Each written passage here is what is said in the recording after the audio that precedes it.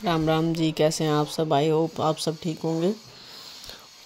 भाई आज हमने ली थी बाइक, और बाइक लेके सबसे पहली बाइक जैसे ही आगे खड़ी हुई तो मेरे को तो दिमाग में हो गया कि ये मुझे चला के देखनी है।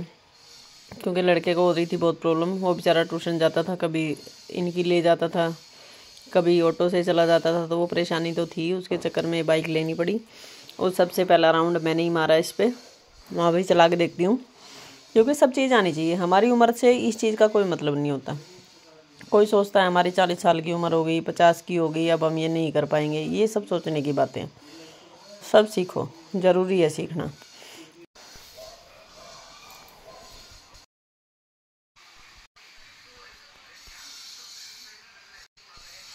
हमें सब कुछ आना चाहिए। फिर हमारे बाहर आगे एक छोटी सी गाय है, उसको देख के मैं हो गई खुश। मैंने दी थोड़ी सी उसको आटे की लोई बना के। भाई यहाँ रख दी मैंने चाय। और मेरी क्या आदत है, अक्सर हमेशा मैं चाय रख के भूल जाती हूँ। तो मैं ये चाय रख के भूल गई थी और अपने कुछ काम में लगी थी। तभी मेरे हस्बैंड ने मुझे आवाज़ लगाई कि यार मुझे चाय दे देती, कहाँ रख दी। फिर मुझे ध्यान आया, यार मैंने तो इनके लिए चाय रखी थी। फिर मैंने चाय डाली और चाय डाल के इनको दे दी। जब तक ये चाय पी रहे थे मैं लगी अपने रूम की सफाई करने। क्या है कि मैं सबसे पहले अपना ही रूम साफ़ करती हूँ। मेरे साथ क्या है, वो कालू है हमारा कुत्ता। वो कभी कभी ना मेरे कंबल में घुस जाता है या फिर नीचे बैठ जाएगा। तो उसके आजकल ना बाल झड़ रहे हैं। उसकी भी तबीयत ठीक नहीं है, तबीयत ख़राब रहती है। कई दिनों से तो वो ज़्यादा ही परेशान हो रहा था। तो कल उसको इंजेक्शन लगवा के लेके आए थे, कल हम भी। तो फिर मैंने अपना कमरा किया साफ़, अपने कंबल की तह की। और कंबल की तह करने के बाद फिर मैंने लगाई अपनी बेडशीट। और मेरी क्या आदत है कि मैं कोई काम भूल जाती हूँ तो वो रह ही जाता है।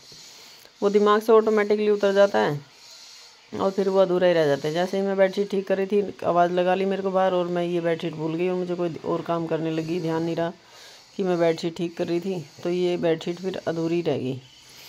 उसके बाद मैंने लगाई सारे घर में झाड़ू। भाई झाड़ू भी क्या, आप कितना भी कर लो।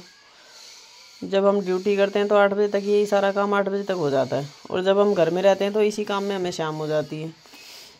मेरे कमरे में सबसे ज़्यादा गंदा करती हूँ मैं। कभी कालू आ जाएगा, वो बाल झाड़ के चला जाएगा। कभी मैं खुद कुछ डाल देती हूँ इधर उधर, तो उससे गंदा हो जाता है।